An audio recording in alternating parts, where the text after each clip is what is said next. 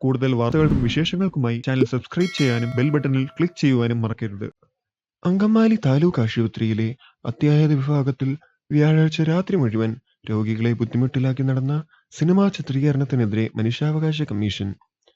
സർക്കാർ ആശുപത്രിയിലെ അത്യാഹിത വിഭാഗത്തിൽ സിനിമ ചിത്രീകരിക്കാൻ അനുമതി നൽകിയവർ 7 ദിവസത്തിനകം വിശദീകരണം സമർപ്പിക്കണമെന്ന് കമ്മീഷൻ അംഗം വി.കെ. ബീനാകുമാരി ആവശ്യപ്പെട്ടു.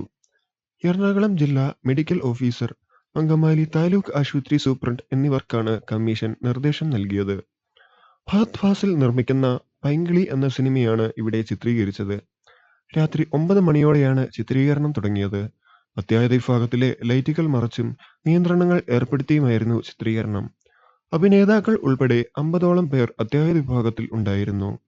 ഡോക്ടർമാർ ചികിത്സ തുടരുന്നതിനിടയിലും സിനിമാ ചിത്രീകരണം നടന്നുവെന്നാണ് മനസ്സിലാക്കുന്നത്. പരിമിതമായ സ്ഥലമാണ് അത്യാഹിത വിഭാഗത്തിനുള്ളത്. അത്യാസന്ന നിലയിലുള്ള രോഗിയുമായി എത്തിയയാൾക്ക് അത്യാഹിത വിഭാഗത്തിലേക്ക് പ്രവേശിക്കാൻ പോലുമായില്ല. പ്രധാന കവാടത്തിലൂടെ ആരെയും കടത്തിവിട്ടുമില്ല. ചിത്രീകരണ സമയത്ത് നിശബ്ദത പാലിക്കാൻ അണിയറ പ്രവർത്തകർ രോഗികളോടും കൂട്ടിരിപ്പുകാരോടും നിർദ്ദേശിക്കുന്നുണ്ടായിരുന്നു. 2 ദിവസമാണ് ചിത്രീകരണം നടക്കുന്നത്. പാവപ്പെട്ടവരുടെ ആശ്രയ കേന്ദ്രമാണ് അങ്കമാലി താലൂക്ക് ആശുപത്രി.